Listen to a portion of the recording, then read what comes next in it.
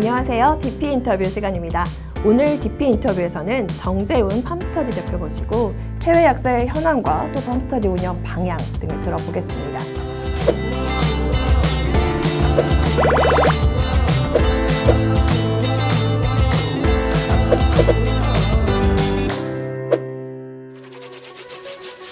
안녕하세요, 대표님.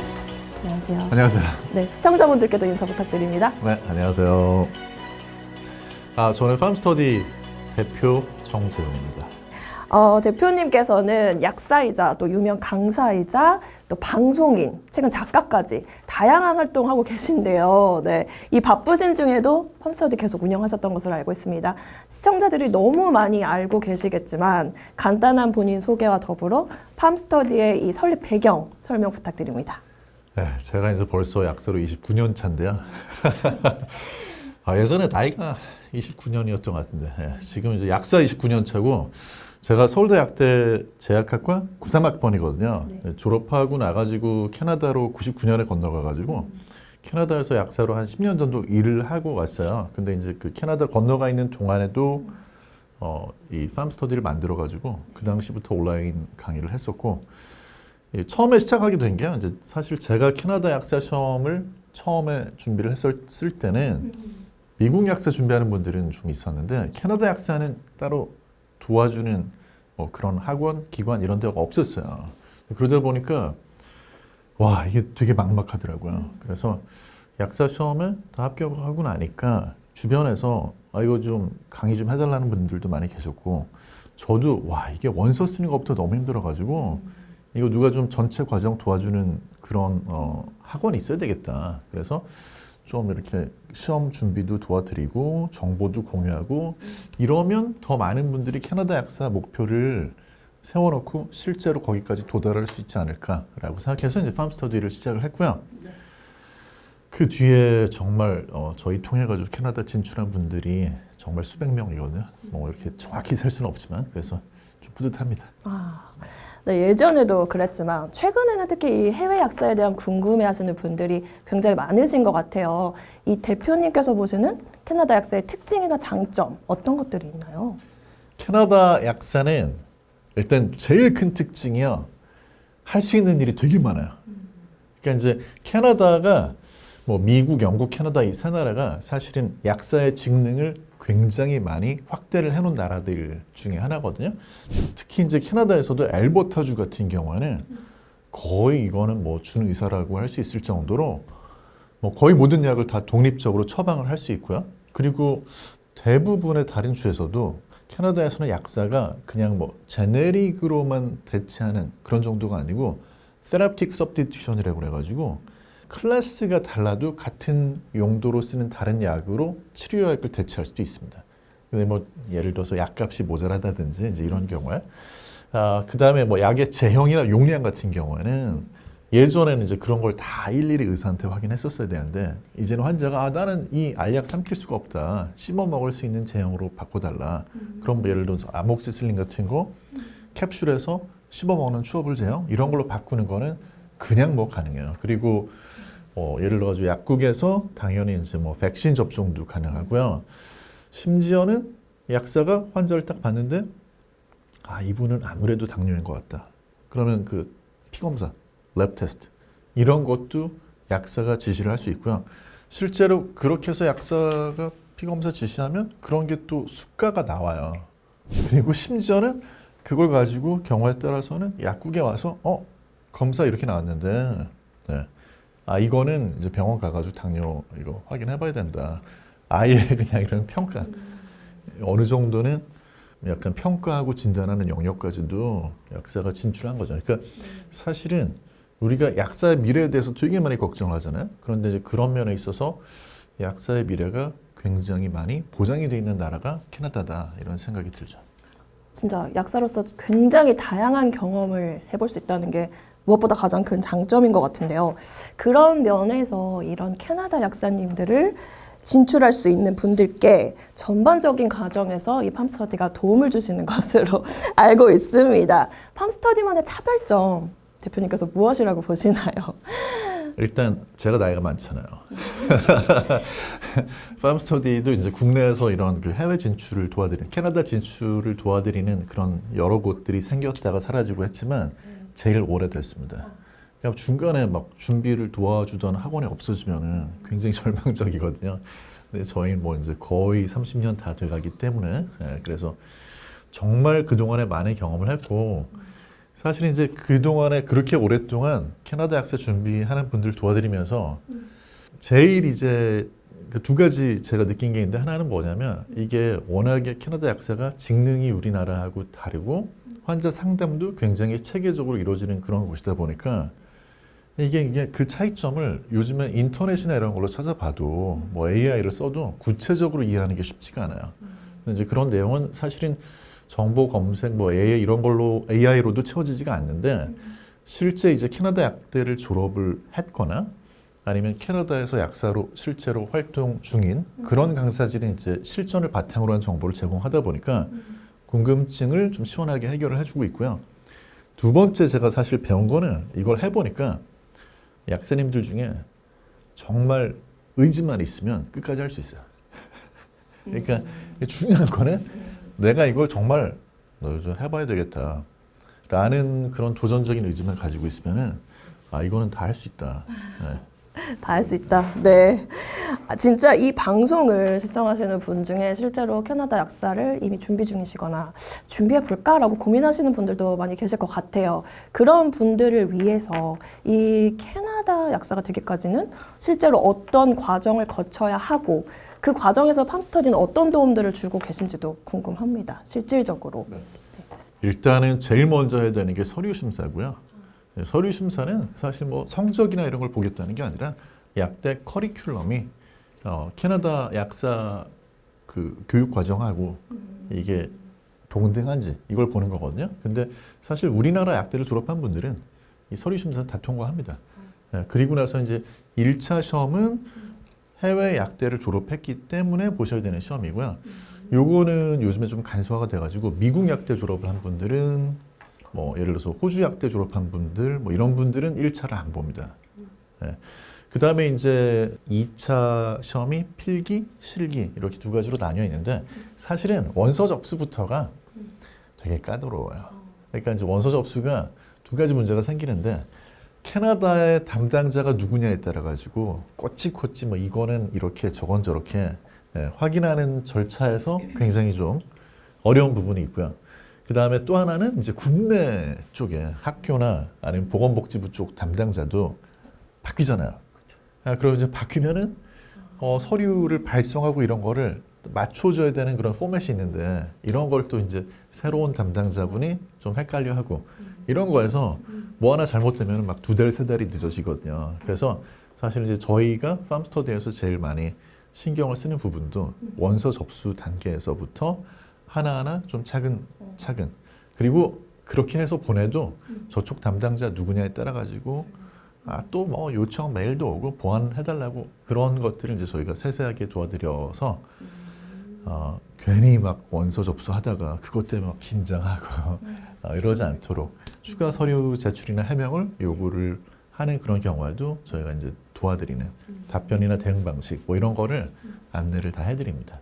기본적으로 혼자 준비하시기가 쉽지가 않을 수도 있겠네요. 도움이 좀 많이 필요할 수 있겠네요. 그게 진짜 노하우나. 생각보다 쉽지가 않아요. 그러니까 예를 들어 그게 담당자에 따라 가지고 뭐 그런 얘기 할 때도 있어요. 예를 들면 국내에서 서류를 보내는데 한 달 걸린다는 거예요. 근데 그게 잘 모르고 이제 그런 답변을 그렇게 하는 경우인데, 그러면 이제 저희가 경험을 많이 해봤으니까 그거 지금 담당자님이 잘못 알고 계신 거니까 그냥 며칠 있다 다시 전해보시면 해결된다. 근데 이런 것들이 혼자 준비하는 분들은 그렇죠. 너무 깜짝 놀랄 일이죠. 그리고 이제 시험하고 관련해가지고도 사실은 우리나라하고 제일 큰 차이가요. 캐나다에서 물어보는 거는 단순한 무슨 약물학 문제가 아니에요. 그러니까 뭐 예를 들어서 뭐 어떤 리셉터에 뭐 무슨 약이 작용하고 이런 거 물어보는 게 아니고 문제 해결입니다. 약간 우리나라로 치면은 이게 수능이에요, 수능. 그러니까 이제 임상의학학이나 현장 지식을 가지고 어떻게 풀어나가야 되는지 이런 걸 물어보니까, 그래서 저희도 이제 강의를 그런 쪽에 초점을 맞춰서 새롭게 업데이트하는 거에 되게 신경을 많이 쓰고, 요즘에 또 이제 단톡방 있잖아요. 채팅방. 네. 그래서 예전에는 게시판에 질문하면 답변하는 그런 시스템이었다고 한다면 요즘에는 뭐 게시판도 운영하지만 그냥 단톡방에다 질문 던지면 실시간으로 네. 네, 답변을. 그렇죠. 네. 너무 도움이 많이 될 것 같아요. 그렇다면 이 캐나다 약사님들이 된 이후의 과정도 좀 많이 궁금해하실 것 같아요. 그리고 실제로 앞서 캐나다 자격을 취득한 약사님들은 현지에서 어떤 활동들을 하고 계신지도 궁금합니다. 일단은 취득을 하려면 아까 제가 말씀드렸던 뭐 서류 심사 1차 2, 그다음에 2차 시험 MCQ, 그다음에 실기, 오스키까지 다 합격을 하셔야지 되고 그리고 나서도 그 주에 내가 원하는 주에 약사 법규 시험, 그다음에 인턴까지 다 하셔야 그리고 이제 인턴하기 전에 주에 따라서 대부분의 주가 다 그게 필요한데 온라인으로 또 이제 공부를 하셔야 돼요.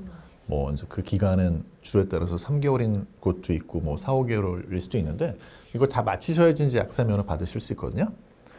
근데 뭐 사실은 이게 굉장히 또 나름 괜찮은 게 캐나다에서 약사는 사실은 이민을 갔을 때 내가 가지고 있었던 전문성을 그대로 살릴 수 있는 그런 체계가 아주 잘 잡혀 있는 직종이에요. 캐나다에서도 약사가 굉장히 독보적이거든요.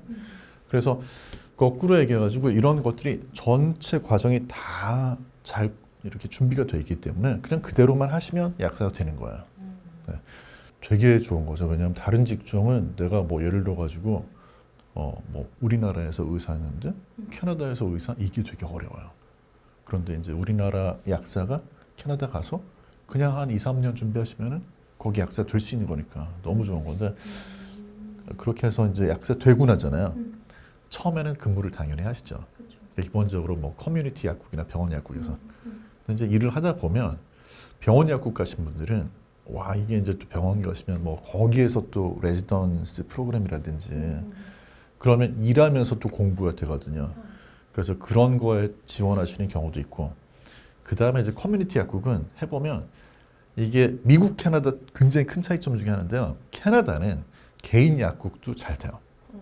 미국은 완전히 체인 약국 위주잖아요. 근데 미국은 그런데 비해서 캐나다는 아직도 개인 약국도 굉장히 포텐셜이 있고 상당히 괜찮아요. 그래서 저희 약사님들 지금 많이 가 계신데 요즘에는 개국 많이 하시는 것 같아요. 그 개국을 한다는 게 완전히 새로 세팅하는 게 아니고 은퇴를 하는 분들 많이 계시니까. 그 약국을 받으셔서. 그렇죠. 개국을. 네. 경우에 따라서는 그걸 이제 한 번에 돈 다 주고 사는 게 아니라 이렇게 몇 년으로 나눠가지고 그 주인하고 계약을 해서 그렇게도 해요. 그래서 이제 대체로 사실은 처음에는 그냥 근무만 해봐도 우리나라에서는 풀타임 하면 되게 근무 시간 긴 편인데 캐나다는 풀타임 하면 40시간이에요. 그러니까 뭐 딱 좋죠. 주 5일 근무하거나 아니면 조금 하루에 일을 더 많이 하면 주 뭐 3일, 4일 근무로도 되거든요. 처음에는 그렇게 해서 이제 좀 그렇게 가다가 어떤 분들은 시간이 많이 남으니까 뭐 대학원 가기도 하고, 석사 과정 하기도 하고, 어떤 분들은 이제 놀 시간이 많이 생기니까 가서 막 골프도 치고, 악기 연주도 더 하고, 심지어 저 아는 약사님들 중에 승마하시는 분들도 있어요. 그래서 그거는 저도 좀 부러워요. 저는 캐나다에 있을 때 승마까지는 안 해봤거든요. 근데 이제 그렇게 하다 보면 그렇게 하다가 나중에는 약국 하나 열어볼까? 그래서 여러 가지를 많이 해볼 수 있는 나라가 이제 캐나다인 것 같아요. 워라밸이 굉장히 높을 수 있겠네요. 현지에서. 네, 약사님들께서. 맞아요. 네. 대표님 말씀 드리니까 더 관심을 가지시는 분들이 많아질 것 같은데 최근 이 한국 약사님들 해외 약사, 특히 캐나다 약사에 관심이 많이 높아지시는 것 같아요. 그래서 궁금해하시는 분들도 많고요. 그래서 이번에 코너 속의 코너 격으로 대표님께 인터뷰 전에 약사님들이 궁금하시는 부분들 한 5가지 정도 저희가 준비를 해봤거든요. 네. 짧게 질문을 드리고 짧게 답변을 한번 들어보도록 하겠습니다. 첫 번째 질문입니다. 전체 과정에 소요되는 시간 어느 정도로 보시나요? 보통 2, 3년 정도 걸리는데요. 이제 이거는 더 길어질 수도 있고 더 짧을 수도 있는데 요즘에 일단은 시험 자체가 예전에는 1년에 2번이었는데 이제는 1차 시험은 1년에 뭐 4번, 2차 시험도 1년에 3번이에요. 횟수가 늘어나니까 공부 열심히만 하시면은 1, 2년 안에 시험에 다 합격하는 것도 가능합니다. 네, 두 번째 질문입니다. 시험의 난이도 어느 정도 될까요? 국시하고 일단 비교하면 될 것 같아요. 국시보다 훨씬 난이도가 높습니다. 네. 그래서 이제 뭐 사실 임상약학 위주로 재편되면서 1차 시험도 좀 더 어려워졌고요. 근데 이제 이거는 나쁘지 않은 게 임상약학을 공부할 수 있는 좋은 기회도 되긴 해요. 네.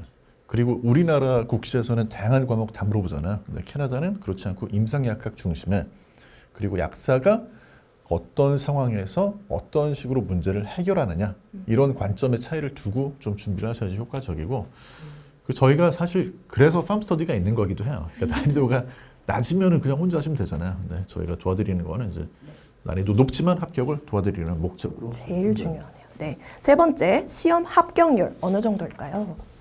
사실 이제 우리나라 약사 합격률이 국내 그 합격률 되게 저조해요.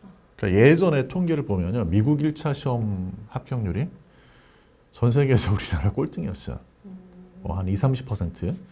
근데 캐나다 시험은 이제 이거보다 더 어려우니까 외국 약사 합격률 자체가 사실은 뭐 40% 안팎이고 그래서 국내 합격률을 저조합니다. 근데 이제 그 팜스터디에서 수강하셔가지고 1차 시험 보시는 분들은 합격률이 그래도 꾸준히 80-90%대로 유지가 되고 2차 시험은 사실 난이도 워낙 높기 때문에 저희도 이제 뭐 수강하시는 분들이 공부 열심히 하느냐 안 하느냐에 따라 차이가 커요. 좋을 때는 뭐 80-90%지만 어쩔 때는 막 안 좋을 때는 50%로 떨어질 때도 있거든요. 근데 이제 저희 강의를 제대로 활용을 해주시고 단톡방 제대로 활용하시고 하면 2, 3차 시험도 한 번에 합격하실 수 있으니까. 근데 뭐 안심하셔도 되지만 저는 시험은 좀 걱정을 하셔야 좋은 결과 나온다 이렇게 말씀드리고 싶습니다. 네 번째 질문입니다. 국내에서도 시험을 볼 수 있나요? 네, 이게 제일 큰 차이점인데요. 예전에 이렇게 불가능한데 이제는 1차 필기 시험이고 2차도 필기 시험까지는 그러니까 E하고 MCQ까지는 국내에서 응시가 돼요. 달라진 점일까요? 이게? 네, 이게 굉장히 달라진 점이고 이제 이렇게 바뀌었기 때문에 캐나다를 안 가셔도 되니까 비용 부담이 훨씬 덜어졌죠. 그러니까 이제 이거는 국내에 있는 프로메트릭 센터에 가셔가지고 시험을 보실 수도 있고 이 시간이 안 맞거나 그 센터에 자리가 없을 때는 집에서도 시험을 보실 수가 있어요. 네, 그래서 이제 이거는 굉장히 좋아진 거고 마지막에 실기 시험만 현지 가서 보시면 되니까 그러니까는 사실은 준비하는 때 비용이 뭐 이거는 거의 1,000만 원 이상 줄어들었다. 접근성이 굉장히 좋아졌다 이렇게 보시죠. 장벽이 좀 낮아졌네요. 네. 하실 수 있는. 마지막으로 가장 궁금해하시는 질문이지 않을까 싶습니다. 이 취업 자격을 취득하신 후에 이민 가능성은 어느 정도라고 보세요? 이거는 왔다 갔다 합니다. 그런데 이제 제가 우선 말씀드릴 거는 전체적으로 지금 캐나다 약사 수요는 굉장히 큰 편이에요. 그래서 저희 단톡방에도 약사를 구하는 그런 것들이 자꾸 올라와요. 그러니까 이제 이미 현재 가 계신 약사님들이 약국 매니저나 아니면 약국 오너로서 저희 이제 팜스터디에서 공부하는 약사님들 중에 준비된 분들을 채용을 하고 싶어 하는 거죠. 그런데 이제 그 약사가 아무튼 언제든지 다른 직종보다는 이민이 쉬운 편이에요. 그리고 코로나19 이후에 약사가 굉장히 또 수요가 더 많이 생겼고 그러나 이제 항상 변동성이 존재를 하기 때문에 뭐 이건 왔다 갔다 할 수 있어요. 이민이 좀 더 쉬워질 때도 있고 어려워질 때도 있는데 제가 여기서 단적으로 말씀드릴 수 있는 거는 저희 준비하셨던 약사님들이 저한테 와서 그런 말씀하세요. 이게 캐나다 약사 이민에 대한 거를 부정적으로 얘기하지 말라고. 왜냐하면 의지만 있으면 다 할 수 있다. 나도 했다. 그래서 저한테 오셔가지고 긍정적으로 말씀하시라고. 왜냐하면 너무 부정적으로 얘기하면 안 되는 게 이게 항상 길은 아무튼 있다라는 거죠. 그래서 실제로 제가 봐도 저희 이제 합격하셔가지고 캐나다 건너가신 분들 숫자에 비해 가지고 여러 가지 사정으로 국내에 머무르는 분의 수는 정말 손가락으로 세요. 그래서 그런 걸 생각을 하면 이민이나 취업에 대한 거를 내가 될까? 이거 걱정하지 마시고 시험에 내가 될까 안 될까 생각하시고 공부 열심히 하시면 그냥 된다. 길은 있다. 이렇게 말씀을 드리고 싶습니다. 네, 그러면 대표님 벌써 어느덧 인터뷰 끝날 시간이 됐습니다. 너무 말씀을 잘해주셔가지고 끝으로 캐나다 약사를 준비하고자 하는 약사님들 또 이 방송을 통해 새롭게 캐나다 약사를 접하신 분들께 마지막 한마디 해주신다면요? 조언이 되겠네요. 저는 그냥 진짜 솔직히 말씀드리고 싶은 게 저도 캐나다에 가서 약사로 10년 일을 하다가 국내 와서 좀 활동하고 있잖아요. 저는 그냥 물론 캐나다 가셔가지고 거기다 너무 좋아가지고 거기 평생 살래 하는 분들도 계시겠지만 저는 많은 약사님들이 캐나다 건너가셔가지고 거기서 확장된 약사의 직능이나 이런 걸 체험하시고 공부도 많이 하신 다음에 다시 국내 오셔도 좋을 것 같아요. 그래서 우리나라 환경을 조금 더 긍정적인 그런 환경으로 하는데 더 많은 약사님들이 좀 이렇게 참여하시면 좋겠다 이런 생각이 들고 공부해서 다 남습니다. 남 주는 거 아닙니다. 그래서 정말 지금은 국내에서도 시험을 1, 2차 필기까지 볼 수 있는 환경이 됐으니까 너무 좋아졌거든요. 그래서 약사님도 정말 강한 의지만 가지고 계시면 다 하실 수 있으니까 꼭 한번 캐나다 약사 도전해 보시기를 저는 강력하게 권해드립니다. 대표님이 좋은 본보기지 않을까 싶습니다. 네, 대표님 오늘 바쁘신 중에 시간 내주셔서 감사합니다. 감사합니다. 네, 지금까지 DP 인터뷰였습니다. 감사합니다.